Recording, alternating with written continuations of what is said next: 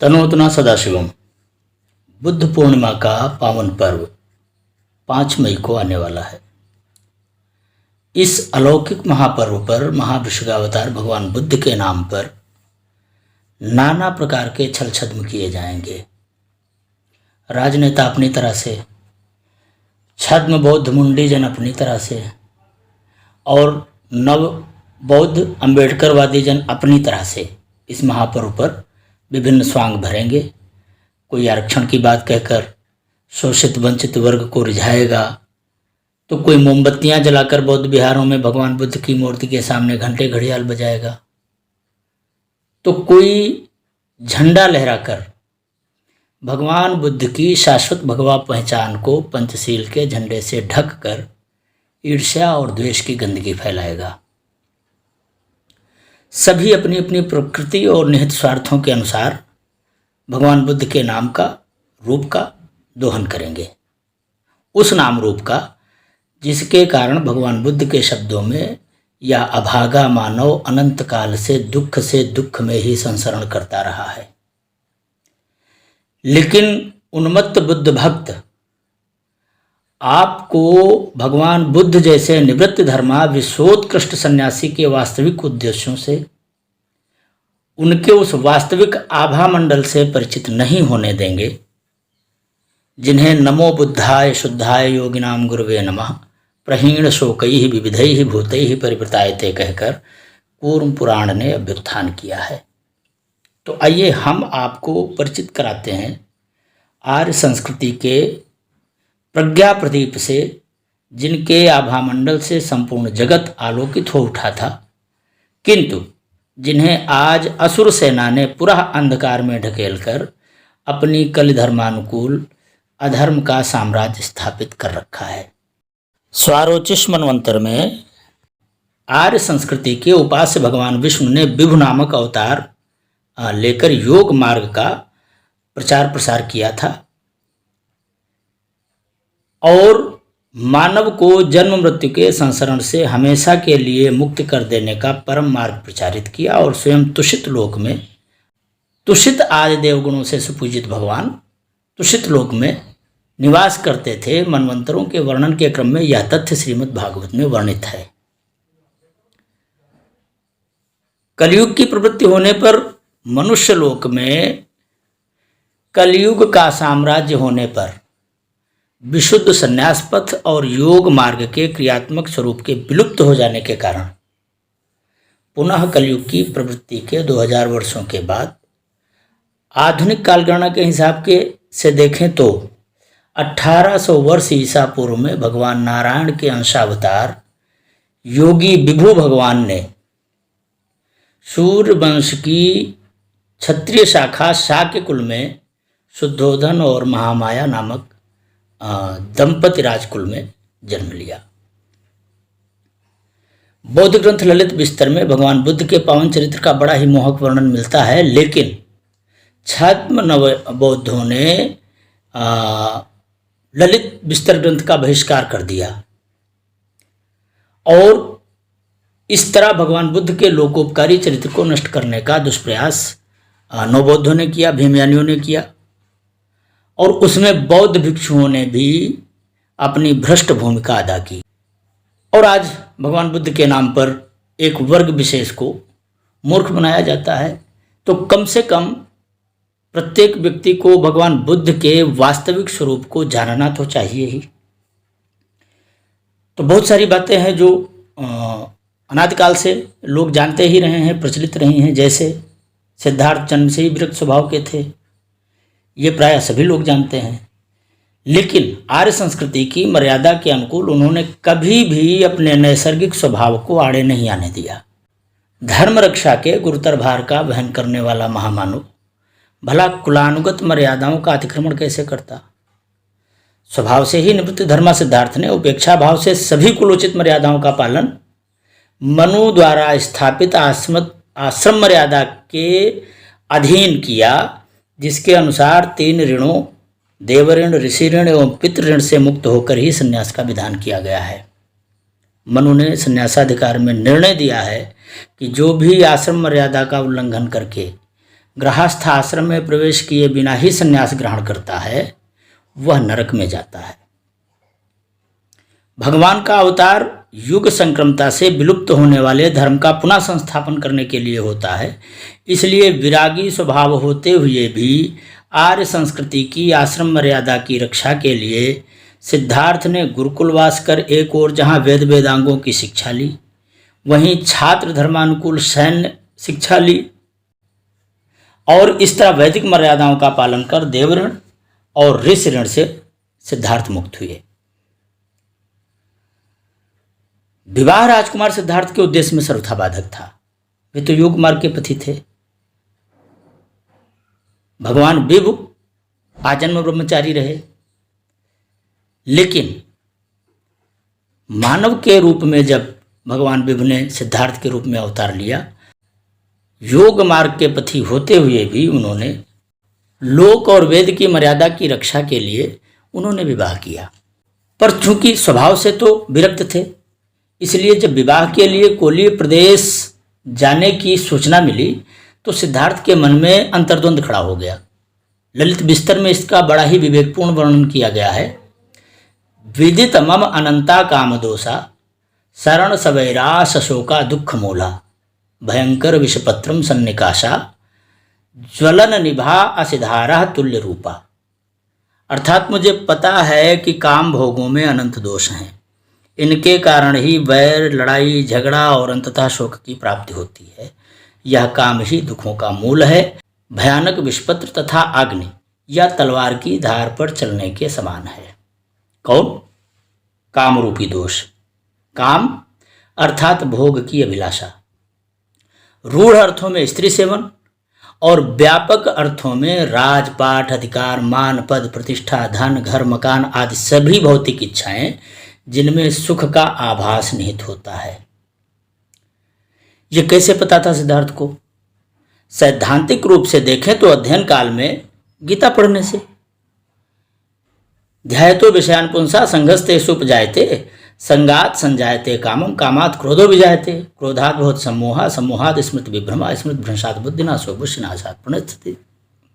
गीता अध्याय 2 श्लोक 62-63 में ये विमर्श किया गया है कि भाई विषयों का ध्यान करने से, विषयों के बारे में चिंतन करने से फिर संग दोष उत्पन्न होता है, और विषयों का संग जब होता है तो फिर उससे इच्छाएं उत्पन्न होती हैं, और इच्छाओं के उत्पन्न होने से यदि वो पूरी होती हैं तो सुखा वेदना के रूप में पीड़ित करती हैं, और यदि वो पूरी नहीं होती हैं तो दुखा वेदना के रूप में पीड़ित करती हैं, और दुखा वेदना के रूप में जब वो पीड़ित करती हैं तो उनकी अप्राप्ति के कारण क्रोध होता है, और क्रोध के कारण सम्मोह होता है, सम्मोह के कारण बुद्धि का विनाश हो जाता है और मानव का पतन हो जाता है। तो सिद्धार्थ अपने बाल्यकाल से ही विषयों से विरक्त रहने का भरसक प्रयत्न करते रहते थे, और पिता आदि परिजन उन्हें विषयों में अनुरक्त करने का भरसक प्रयत्न करते रहते थे। ये सर्वविदित तथ्य है। लेकिन आर्य संस्कृति और कुल धर्म दोनों की मर्यादाओं का पालन करना भी अनिवार्य था। इसलिए उदासीन भाव से राजकुमार सिद्धार्थ ने स्वयंवर में भाग लिया, उत्कृष्ट सैन्य क्षमता का प्रदर्शन कर गृहलक्ष्मी का वरण किया और समय के साथ एक पुत्र के पिता बने। अब सिद्धार्थ पितृ ऋण से भी मुक्त हुए। परिजन स्वेच्छा से परिव्रजन करके संन्यास ग्रहण करने की अनुज्ञा नहीं देंगे, इससे तो सिद्धार्थ पहले से ही परिचित थे, और अब एक नया बंधन तैयार हो गया था, नया बहाना खड़ा हो गया था जो सिद्धार्थ के उद्देश्य में बाधक था। इसलिए राजकुमार सिद्धार्थ ने रात के अंधेरे में रूपवती स्त्री और दुधमुहे राहुल की ममता का बंधन तोड़ वन के लिए प्रव्रजित हो गए। यह सिद्धार्थ का महाभिनिष्क्रमण था। इस महाभिनिष्क्रमण को प्रवृत्तिवादी लोगों ने, जो आकंठ राग द्वेष की मूढ़ता में डूबे थे, उन्होंने पलायन कहा, लेकिन विवेकवान प्रज्ञावान लोगों ने परम पुरुषार्थ कहा। क्षुद्र लोगों ने इस घटना को घर से भाग जाने के रूप में प्रस्तुत किया, और आर्यजनों ने इस घटना को आधार बनाकर सिद्धार्थ को साक्य सिंह कहा। जाकी रही भावना जैसी, प्रभु मुहूर्त देखे दिन तैसी। इस भौतिक संसार में दुख का ही एक छत्र साम्राज्य है। ये बात गुरुकुलवास में सांख्य शास्त्र का अध्ययन करते हुए सिद्धार्थ ने जानी थी। दुखत्रयाभिघातात् जिज्ञासा तदघात के हेतु दृष्टे सापार्था चेत न एकांतात आत्यंततो अभावात। ये सांख्य कारिका की पहली कारिका है। अर्थात सांख्य शास्त्र का जो मूल आधार है वो त्रिविध दुखों से मुक्ति के लिए क्या विकल्प हो सकते हैं इसकी जिज्ञासा करना। तापत्रय के अभिघात से अर्थात आधिदैविक, आधिभौतिक और आध्यात्मिक दुखों से जलता संसार कहीं भी किसी भी प्रकार इन दुखों से मुक्ति नहीं पाता है। इसलिए इससे मुक्ति पाने के लिए मार्ग का अनुसंधान करने की जिज्ञासा होती है। इस सूत्र के साथ सांख्य शास्त्र की शुरुआत होती है। अब सांख्य शास्त्र ने सिर्फ जिज्ञासा ही नहीं की थी, दुख के कारणों की व्याख्या भी की थी और दुख से निवृत्ति के मार्ग का भी अनुसंधान किया था। लेकिन दुख निवृत्ति के मार्ग का वर्णन तो गृह त्याग के बाद ही संभव था। अष्टांग योग की साधना गृहस्थ जीवन में राज्यभार का वहन करने के साथ कैसे संभव थी। इसलिए सिद्धार्थ ने संन्यास मार्ग का वर्णन कर वन की राह पकड़ी। आपाततः मनुष्य समाज में रहने को तो बाध्य ही है, क्योंकि मानसिक भावनाओं को विजित करने के लिए भी तो जीवन तो जीना ही पड़ेगा और जीवित रहते शरीर के धर्म भी निभाने ही पड़ेंगे।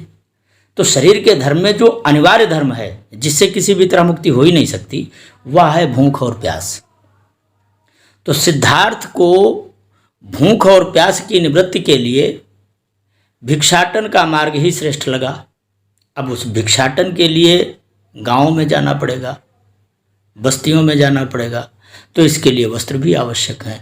तो सिद्धार्थ ने वनवासियों के अनुकूल, वनवासियों का मतलब सिर्फ आदिवासी नहीं होता है जैसा कि आजकल लोग कहते हैं। वनवासी का मतलब साधु और सन्यासी भी होता है, जो लोग जंगल में रहते हैं। इसलिए वनवासी शब्द को लेकर बहुत ऊटपटांग चर्चाएं आजकल चलती हैं।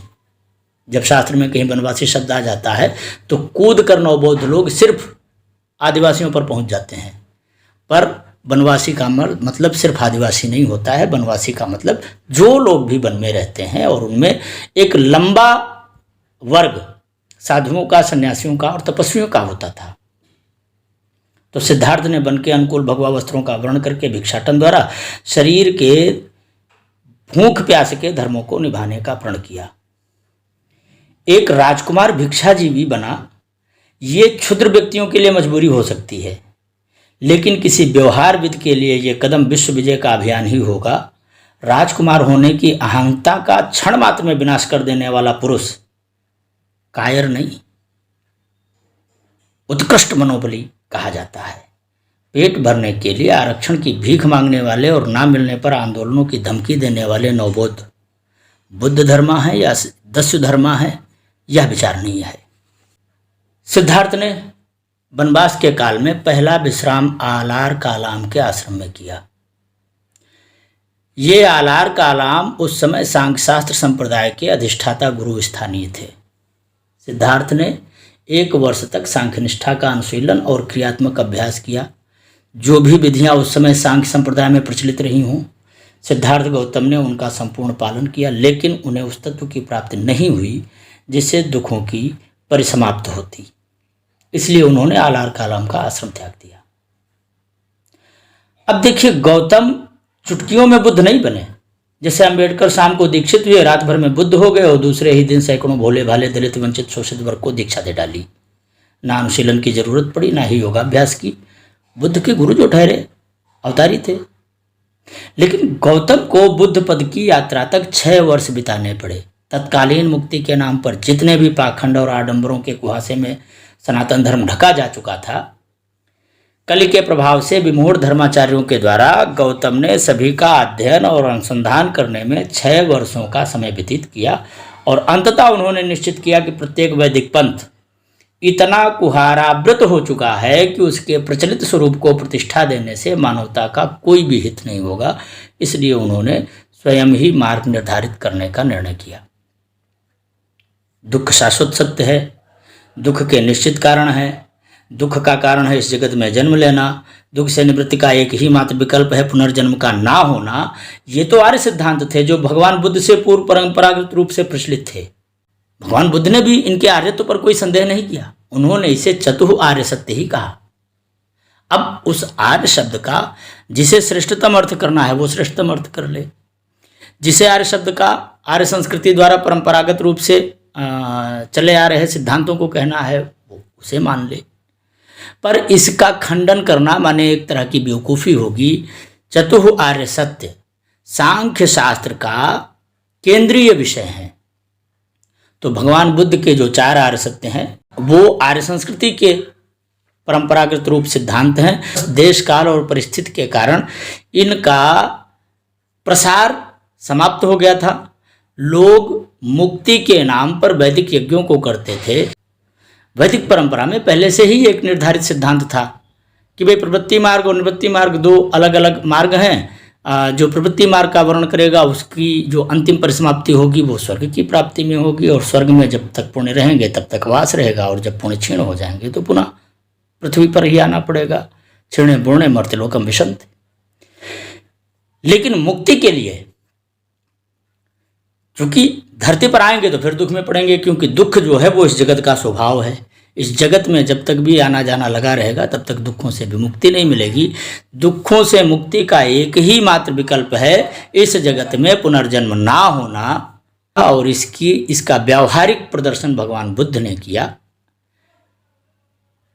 अगले वीडियो में हम भगवान बुद्ध के द्वारा इस जगत में पुनः क्यों आना पड़ता है, क्यों बार बार पुनरपि जननम पुनरपि मरणम की अवस्था बनती है, और जिसके कारण ये मानव दुख से दुख में ही संसरण करता रहता है, इसके बारे में जो उन्होंने प्रतीत समुत्पाद की व्याख्या की है उसकी चर्चा करेंगे। और आप पाएंगे कि भाई प्रतीत समुत्पाद भी कोई नवीन व्याख्या नहीं है, ये भी परंपरागत रूप से चली आ रही व्याख्या का सरलीकरण मात्र है। तनोतुना सदाशिवम।